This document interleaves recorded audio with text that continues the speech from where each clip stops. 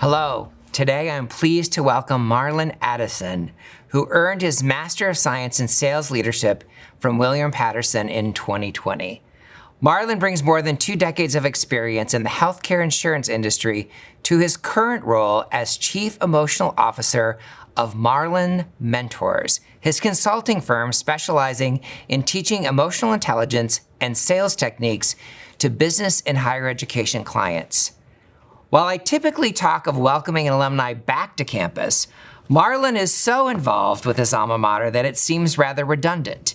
He is a member of the Casacos College of Business Advisory and Advancement Council, a participant in the college's Career Outlook and Industry Networking Professional Enrichment Program, a business instructor in the Russ Berry Professional Sales Academy pre-college program, a fireside chat moderator, and a sales career coach for the RBI National Sales Bootcamp, and an adjunct faculty member.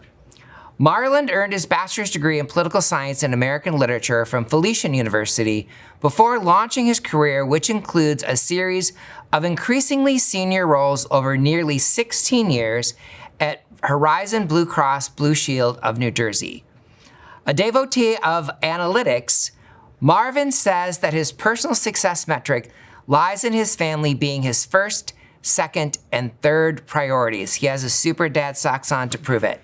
And he dedicates much of his time giving back to his alma mater as a mentor. Welcome, Marlon. It's good to see you.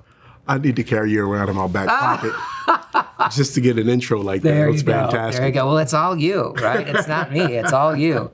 So, I remember a conversation that you and I had a couple years ago in which you said that William Patterson was and is more than an educational institution for you.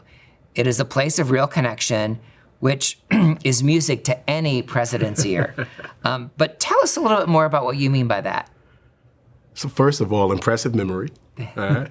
And secondarily, what I mean specifically is I'm a people connector. So I love and just engendering myself with people.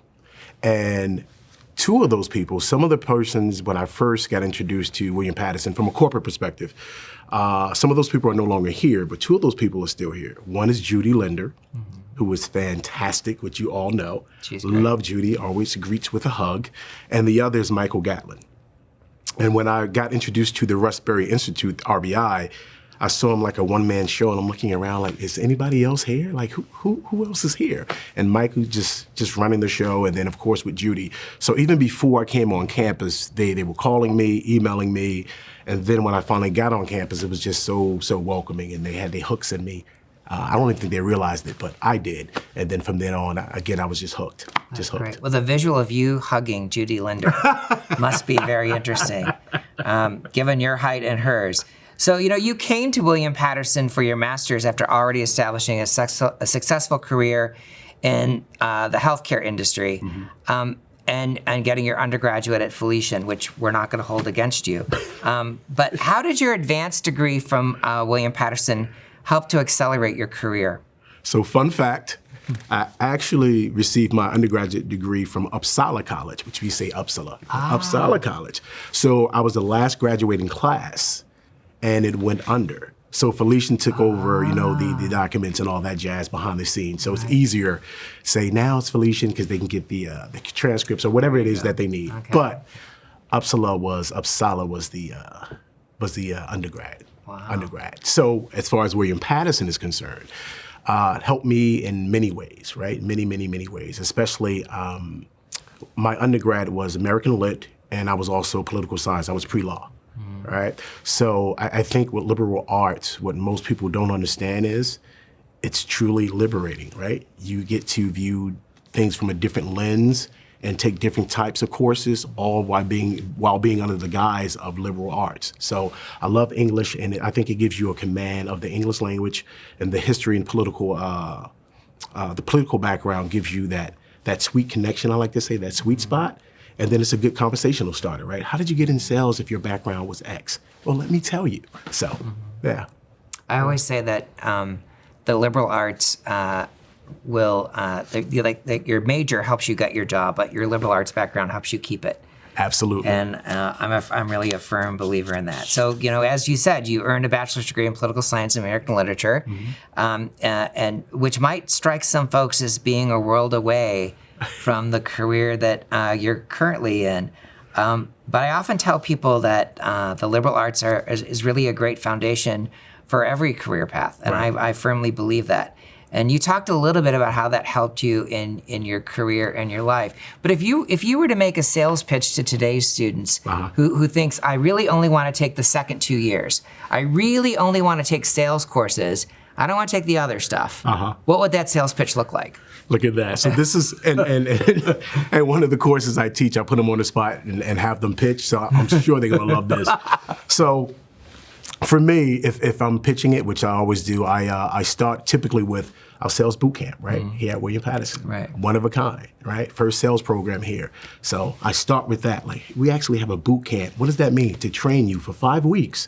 You get to learn how to interview and also interview the company that's interviewing you. You get to ask closing questions. You get to participate with different corporations that partner with William Paterson University. You also get the benefit of working with Marlon Mentors. What do you need? How can I assist you? What is emotional intelligence? How does it relate to this? So I get them really interested and pique their interest so that they start asking me questions. So the pitch really turns into a further and leading conversation. Great. That's great. Well, you've learned well here. You've learned well here. So, we believe that the William Paterson experience involves learning and personal growth both in and out of the classroom.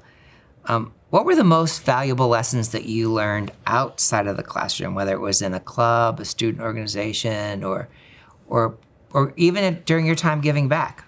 Right. So for me, again, I didn't do the undergrad here. So with the master's program, it was ideal for me because we were with the inaugural class, number one.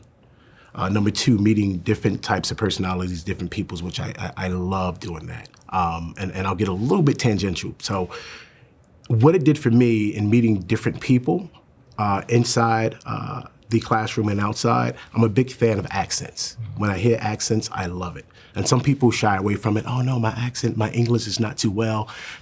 Pish posh. What's your story? What's your background? I love that, because for me, that means one or two things. For me, it could be several. But one, typically you speak more than one language. Love that. Two, that means you speak English better than I do your language, right? For me anyway, or I may not speak your language at all. So I love that, and William Paterson allowed me to have that introduction and kind of just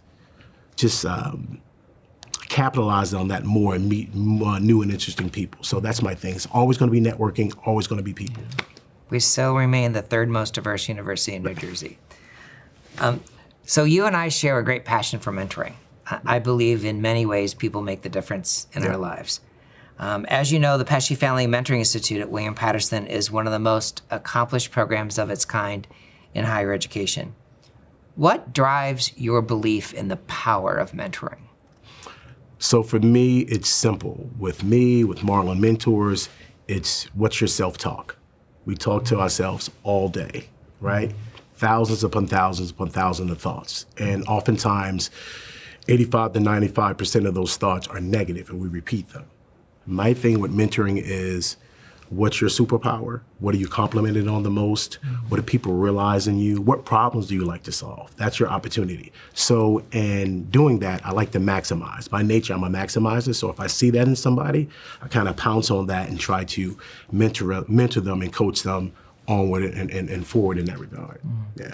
It's interesting to me that, when you talk to first generation students or students who come from marginalized populations, that sort of self-doubt is almost ingrained into the way they present themselves. So they will say things like, I want to be a teacher. Right. I'm like, get rid of the word want. Right. I will be a teacher. Or, and the more you sort of reinforce that language, that the doubt has to be part of your past. Right. The more you can get them to the finish line. I really believe that. Is there someone on campus, whether it was a student, a faculty member, or staff, who strongly impacted your college or professional career? Nobody. It was all me. No, I'm just kidding. I kid. There you go. Gosh. That's why the company's called Marlon Mentors, right? right. So no, absolutely. Of course, Judy and Mike, as I mentioned, and I mean that sincerely. And I would say definitely, well, I'm going to talk about him a little later too, but Dr. Kashyap, Rajiv. Oh, yeah. Yeah. That's Because great. I love his teaching style, very laid back, very welcoming, but very much so holding you accountable. You know, couldn't be late. Don't be late. Don't be late. Sounds So Dr. exactly like Kashyap, my father. So you generously support William Patterson students through the annual fund, as well as a deep involvement in our student-centered learning on multiple fronts, and of course, a lot of our development events. Tell us a little bit why you choose to give back to William Patterson with both your time and your philanthropy. Selfishly, it's fun. It really is. Again, it goes back to who I am with the networking and meeting different people, and again, hearing different accents. Where are you from? Or having those type of conversations. So I love doing that. And also partnering with the students. I love when a light bulb goes off, like they get it. You got it. So that's fascinating to me. And if I can continuously do that, I will. Yeah. People often ask me if I miss teaching, and I keep saying, I'm still teaching. I'm teaching deans to be vice presidents, vice presidents to be presidents. It doesn't stop. So, we always close these with a lightning round, and I'm the 8th president of William Patterson, so there's 8 questions. Some about your time here at William Patterson and some about your life right now. Are you ready? I'm ready. Okay, what would the title of your autobiography be? So, bear with me. All right? It would be The Sales Whisperer, My Journey with the Marksman. Wow. And because, one, I think it's catchy, and two, it's an homage to my dad, who's a big Western fan, and I grew up watching Western, so it kind of fits. I look forward to reading it. What was your go-to meal as a student? So they fed as well. And I'm a simple guy, so I love sandwiches. And, Jersey's known for its delis and its diners, so any type of sandwich. Yeah. Yeah. They do feed you well here. What was your favorite study spot? RBI, the Raspberry Institute. Really? Yeah, absolutely. You're naming a new pet, William or Patterson? See, most people probably would say Patterson because it's different. I'm going to say William. Okay. Here's why. All Here's why. When my daughter was little, my oldest, Dr. Addison, she had a fish named William. You couldn't say William. His name is William, Dad. So that, and then my current dog is named Liam, so it has to be William. There you go, William and Liam. Yeah. You're buying a new sweater, orange or black? I'm in sales, orange. Okay. What was your toughest class at William Patterson? Dr. Rajiv Kashyap. What is your favorite piece of William Patterson branded gear? The pin. And this is the classic one. There this you is the go. Classic one. You are wearing the Absolutely classic pin. Yeah. So what is the single best piece of advice that you would give to today's students, no matter their major? No matter the major, I would say one of my favorite speakers is Jim Rohn, R-O-H-N, Jim Rohn. And one of my favorite quotes from him is, and I'm paraphrasing, there's pain in everything. You have the pain of discipline and you have the pain of regret. The pain of discipline weighs ounces, while the pain of regret weighs tons. I would say, do it now. You have chances to make mistakes, you have chances to fail. I don't think we encourage people to fail enough, right? We talk about success, but we don't talk about the failures, but how do you get successful? So just have that desire to have the discipline, and then once you have that strategy, you can fail quicker and fail better. Yeah. We learn more from our mistakes than we do our successes. Absolutely. And our unhappy periods are to remind us what it is to be happy. There you go. Right. Love Marlon, it's been great to have you on campus today. It's been a pleasure. I hope to see you back on campus. I know you're around a lot, which is great, but thank you so much for all you do for William Patterson. Awesome. It was Appreciate great it. chatting with you today. You too. Yes, thanks.